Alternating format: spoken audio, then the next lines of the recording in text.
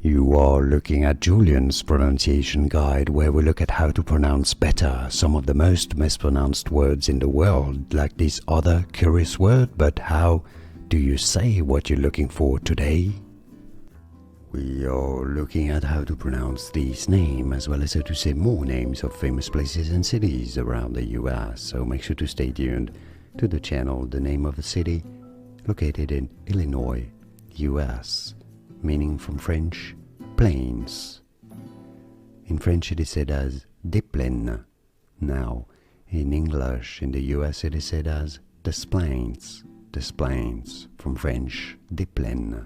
And now you know. More videos for you here to learn more correct pronunciations. Thanks for watching.